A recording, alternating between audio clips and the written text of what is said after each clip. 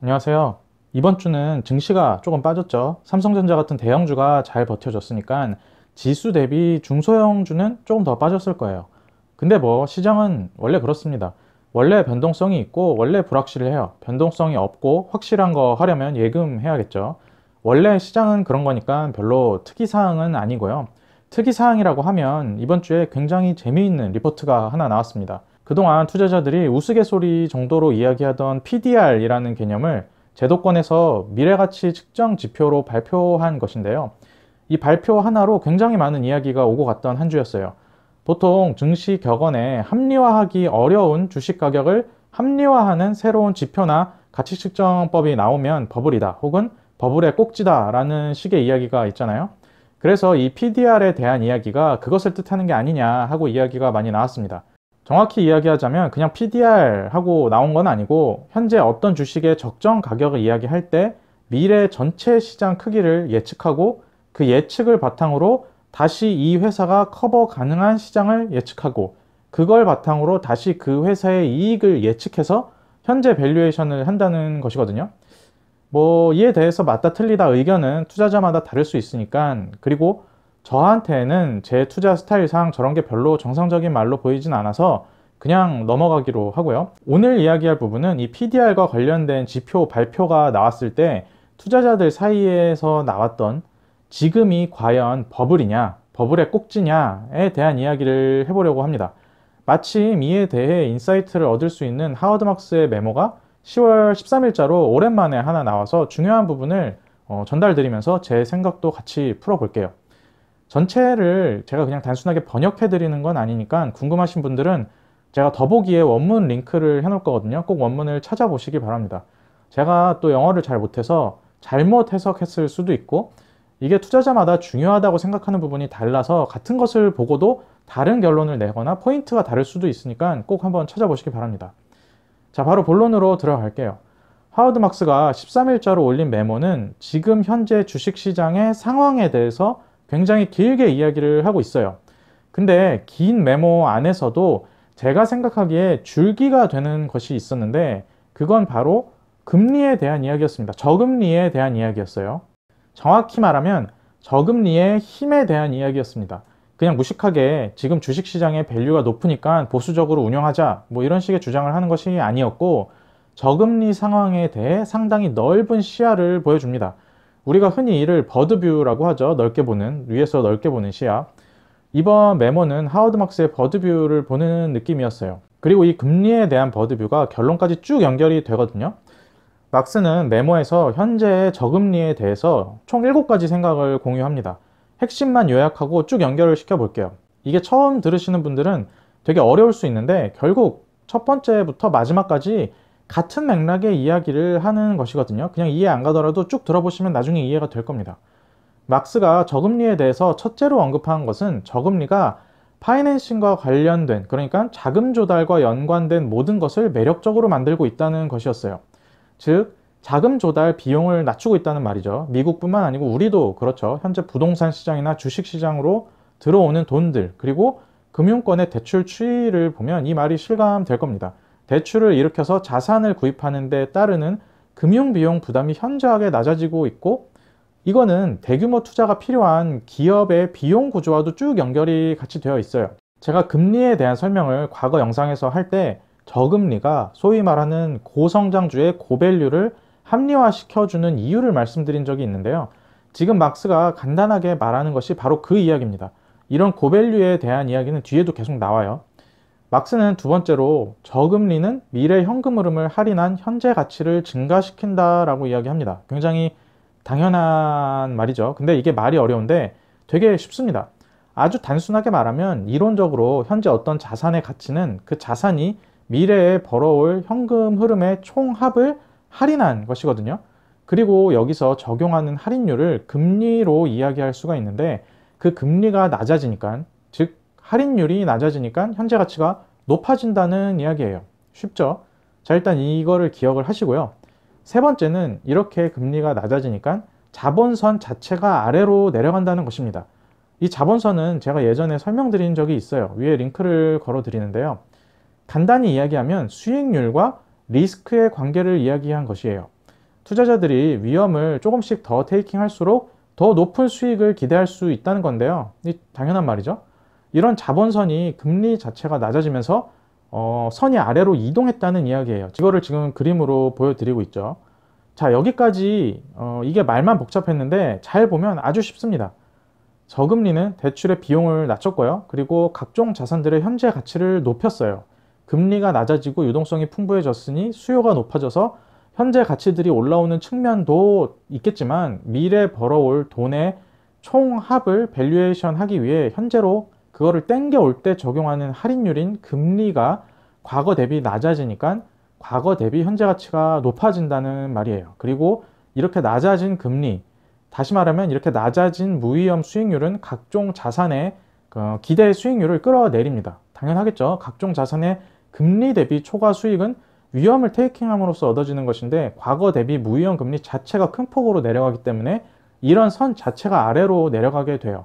즉 각각의 주체는 금리가 낮아짐에 따라 자산 매입이 쉬워지고 현재 가치도 높아지는 상황에 직면하지만 동시에 각 자산에 대한 정상적인 기대 수익률이 낮아지는 상황에도 동시에 직면하게 되는 것입니다. 그리고 이게 바로 막스가 말한 네 번째 저금리의 힘과 연결이 되는데 그건 바로 고밸류에이션이에요. 금리가 낮아짐에 따라 낮아진 각종 자산 시장의 수익률이 고밸류에이션을 만들고 정당화한다는 것입니다. 이거 앞서 부연 설명 드린 것과 연결시키면 이해가 가시죠?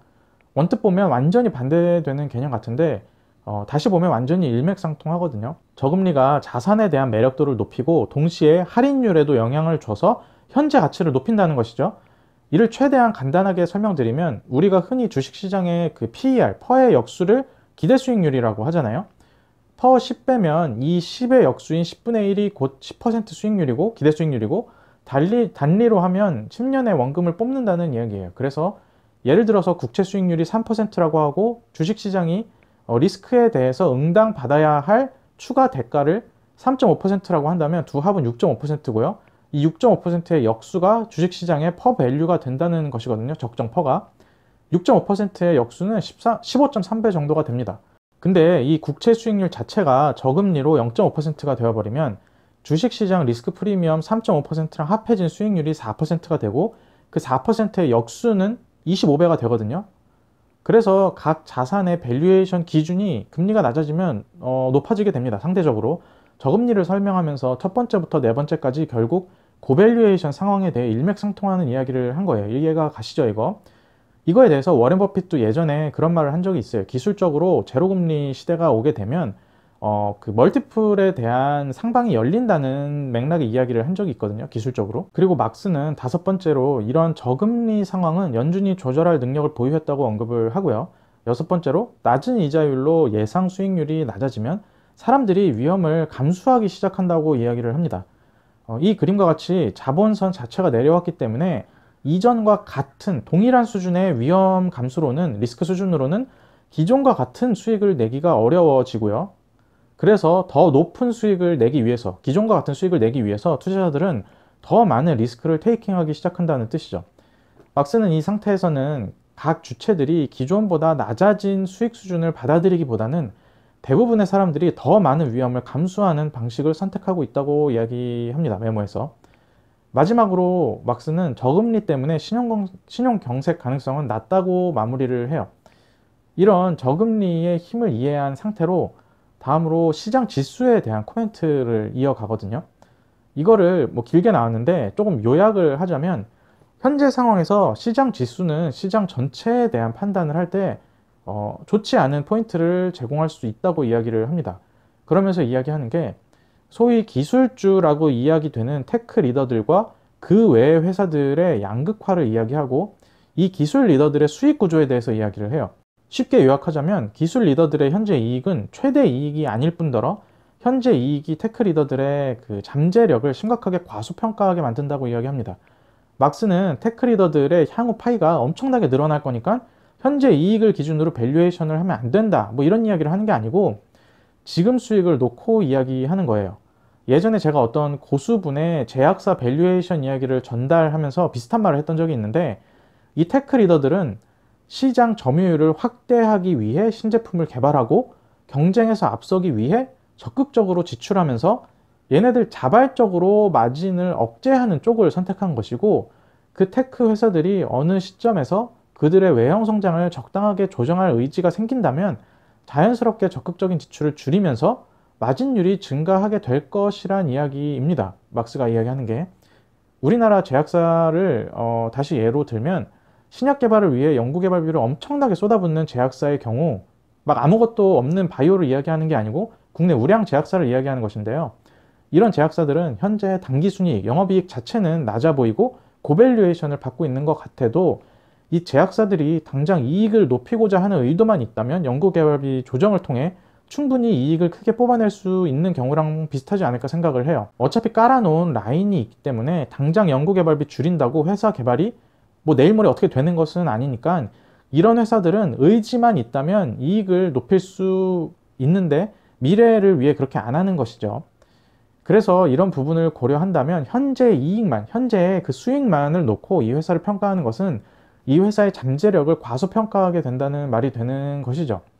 그리고 시장 지수라는 것이 테크리더와 테크리더 반대쪽에 놓인 성장률이 처지는 회사들까지 합쳐서 논의하는 것이기 때문에, 이런 회사들을 몽땅 합쳐서 시장 지수 자체를 논하는 것은 시장 전체 상황에 대한 판단, 결론을 내리는데 아주 충분한 근거를 제공하지는 않는다라고 이야기를 해요. 즉, 지수, 그 시장 지수 자체만을 놓고 버블이다, 버블이 아니다, 현재 위치가 어느 정도 된다라는 판단을 하기가 조금 어렵다는 말이죠. 결론적으로 막스는 시장의 불확실성이 높을 때는 원래는 자산 가격들이 낮아야 되고 그에 대한 보상으로 높은 잠재 수익률이 만들어져야 하는데, 현재 연준이 이자율을 낮게 설정함에 따라서 그 반대 현상이 나타나고 있다고 이야기를 합니다. 다시 말하면 앞에서 이야기했던 것들인데, 불확실성이 높은데 금리가 낮아서 원래는 불확실성 하에서 낮았어야 할 각종 자산의 밸류에이션과 현재 가치가 높아졌고, 앞으로는 낮아진 금리로 인해 각 자산에서 기존과 같은 수준의 리스크 테이킹으로 기대할 수 있는 수익률은 상당 수준 낮아졌다는 것이죠. 높은 잠재 수익을 기대하기 어렵게 됐다는 말이에요. 이렇게 밸류에이션이 높아지고 현재 가치가 높아지고 높은 잠재 수익률을 기대하기 어려워졌지만, 그럼에도 불구하고 지수만 놓고 버블이다 아니다를 판단하기에는 근거가 충분하지 않다고 이야기를 하고 있고요. 그리고 이러한 오드한 상황, 그러니까 이상한 상황은 투자자들의 편이 아니라고 이야기를 합니다. 그래서 부정적인 서프라이즈가 나올 때마다 시장은 변동성을 보이고 있다고 말하죠.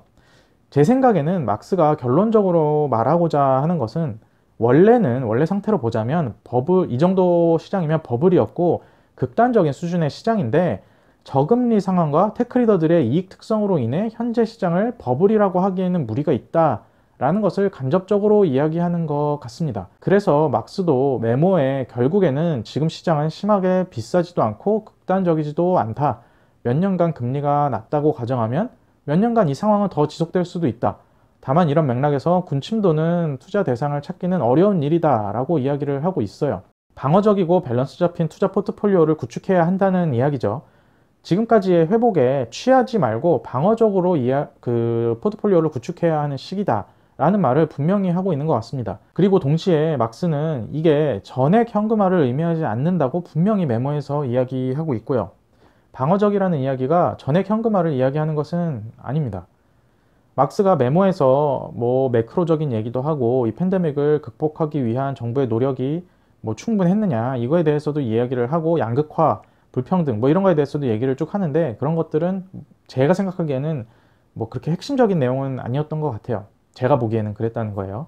우리나라 시장을 보면 3월 이후로 상당히 상방으로 달렸기 때문에 언뜻 투자 환경이 좋은 것은 같지만 자세히 본다면 꼭 그렇지도 않습니다. PDR이란 지표가 공식적으로 등장할 정도로 특정 섹터에 몰린 돈 때문에 고밸류에이션을 정당화해야 하는 시장이고요. 저도 하워드 막스 말처럼 벨트를 단단히 매야 할 시기라고 생각을 해요. 현금화를 하자는 말이 아니고 보수적으로 구축을 해야 한다는 뜻이죠. 초고밸류에이션을 정당화하면서 허공에 떠있는 종목과 섹터로 포트폴리오를 구축하는 것보다는 실체가 있고 실제로 잘 돈을 버는 곳으로 투자를 해야 됩니다. 수익은 복합적으로 나와요. 보수적인 포트폴리오는 잘 벌고 잘 벌 수밖에 없고 앞으로 파이가 커질 수밖에 없는 해자가 확실한 거기에 가격까지 괜찮은 주식으로 포트폴리오를 구축한다는 의미입니다. 잘 벌고 파이도 커질 건데 이미 다 땡겨와서 왕창 반영이 된 걸로 구축하는 게 보수적인 투자가 아니에요. 그리고 이 보수적인 투자를 한다고 하면 성장주, 기술주 뭐 이런 걸 다 피하고 자산주, 저PBR, 저퍼주를 사야 보수적인 투자가 된다고 생각하는데 사실 그런 게 절대 아닙니다. 하방이 열린 투자를 경계해야 한다는 것이죠. 밸류에이션 무시하고 수익률 게임 벌일 때는 지나갔다는 얘기입니다. 진짜 쉽게 말하면 지금 테마부터서 장밋빛으로 보이는 미래와 기업의 해자 및 구조적 변화를 바탕으로 한 미래는 이 두 가지는 분명하게 구분이 돼야 한다는 것입니다. 이게 제가 직장인이고 워낙 많은 분들이 보고 계셔서 딱 찍어서 말을 못 하겠는데 예전 사례로 본다면 2010년, 11년 태양광을 떠올려 보시면 좋을 거예요. 그 당시에 태양광 시장이 커지고 엄청나게 파이가 열린다고 거기 속한 기업들이 엄청나게 주식이 뻥튀기가 됐었거든요. 급등을 했어요. 근데 거기 속한 기업들이 다 잘 버는 것은 아니거든요. 그때 맨날 나온 이야기가 그 당시도 돈을 막상 잘 벌진 못했어요. 맨날 나온 이야기가 내년에는 그리드 페리티 달성으로 실제 수익은 턴어라운드 할 것이다 라는 이야기였는데 이 섹터 뭐 매년 갈수록 아주 박살이 났죠. 그리고 최근 일로 보면 그 IPO 했죠. 아주 크게 히트한 회사에 적용을 해봐도 될 것 같아요. 물론 그런데 돈을 넣어도 변동성 안에서 돈을 당연히 벌 수도 있겠지만 우리는 그걸 투자, 그러니까 인베스팅이라고 하지 않죠. 그런데 돈 넣는 거를. 그리고 저라면 그렇게 뭐 크게 히트한 회사가 오늘 아무리 많이 빠졌어도 오늘 뭐 20 몇 프로 빠졌더라고요. 오늘 아무리 많이 빠졌어도 돈을 넣지는 않을 것 같습니다. 절대로. 저는 그렇다는 이야기예요. 우리가 해야 할 일은 모두가 PDR로 몰려갈 때 성장이 나오고 있고 더 개화될 섹터 혹은 기업이 빨라진 시장의 부분적인 비효율로 누워있을 때 혹은 밸류에이션을 못 받고 있을 때 이런 종목들로 포트를 구축해야 한다는 것입니다. 그러려면 향후 기업과 산업에 대한 이해가 당연히 있어야 되고요. 제가 가입자 게시판이나 가입자 영상에 올리려고 노력하는 부분도 이런 구조적인 변화 가능성에 대한 부분이에요. 그리고 지금 보수적인 포트폴리오를 짜기가 굉장히 좋은 게 예전에 고배당주로 불렸던 주식들 말고 성장주로 불렸던 주식들이 계속 누워 있다 보니까 그리고 수익이 잘 나서 배당을 올려주다 보니까 지금 어느덧 배당주 원저리까지 올라온 기업들이 되게 많거든요. 이런 기업들 지금 연말이 다가왔는데 사놓으면 굉장히 든든하고 좋죠. 자, 이번 주 시장이 약간 출렁였는데 원래 시장은 출렁입니다. 직선 운동을 하지 않습니다. 당연한 부분이고요. 시장은 시장이고 뭐 배당도 얼마 안 남았으니까 포트 구성 점검하면서 내년과 내후년을 대비하는 투자를 하시면 좋을 것 같습니다. 마침 오늘 그 미국 투자하시는 분들은 리츠주 깔아놓은 곳에서 월배당이랑 분기배당이 상당히 입금이 됐더라고요. 아마 다음 주나 다다음 주쯤이면 국내에도 3분기 그 배당 주는 회사들 배당도 입금될 것이고요. 뭐 이런 돈들로 그리고 월급 받은 것도 있고 뭐 현금 포션 구축한 것도 있고 하면 이런 것들로 보수적인 포트폴리오 구축하면서 준비하면 충분히 되지 않을까 생각을 합니다. 제가 드릴 이야기는 여기까지였고요. 들어주셔서 감사합니다.